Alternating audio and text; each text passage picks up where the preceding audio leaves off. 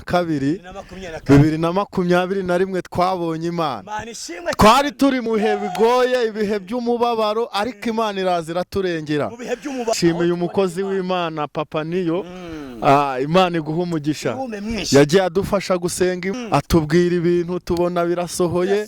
Rero uyu ni umukozi w'Imana, ndamubashimiye. Imana yo mu ijuru izaguha umugisha. Dushimiye Imana rero yabanye natwe mu bihe bikomeye. Yesu ashimwe bakunze basuzwa TV. Imana ibaha umugisha, Imana ibaha imbaraga, ndabakunda ndabubaha. Tugarutse kuri Suzwa TV, Uwiteka Imana ibaha umugisha. Aya masaha turi imbere yanyu, Imana ibagirire neza. Hari abari mu Rwanda, hari abari hanze, Imana ibagirire neza. Turashaka kuvuga ku Mana twagiye tubona, ariko turi kumwe n'umukozi w'Imana agiye kwivuga amazina ye. Bakunze basuzwa TV, nawe mutega amatwi mwumva aho Imana yamukuye naho imugejeje, uko yayibonye niko agiye kuyivuga. Imana ishimwe.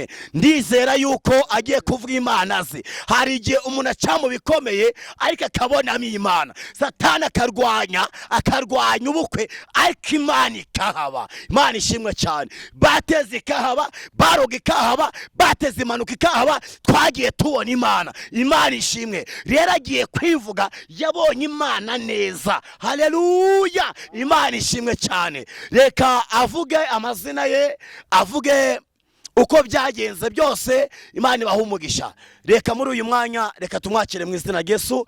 Akira mikrofone, ubwire abagukurikiye kuri Suzwa TV, Uwiteka Imana agumugisha, babwira aho Imana yagukuye mbese.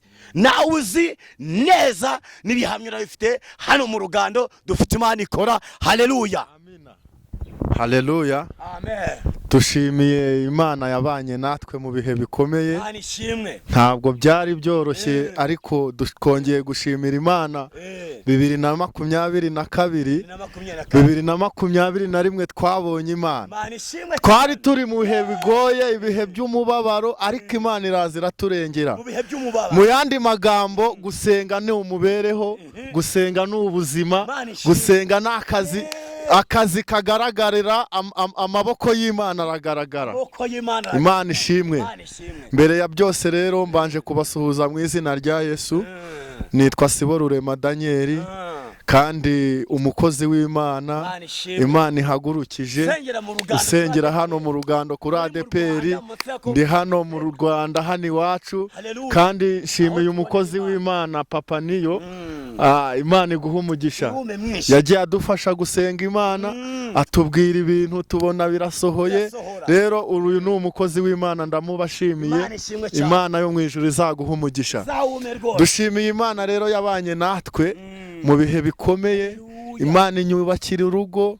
Mana we, turakubona, turangije kukubona tubona imirimo y'amaboko yawe. Imana yaratwambitse. Imana ishimwe. Ubu wabaye umugabo. Ubu nabaye umuntu w'umugabo, ufite umugore.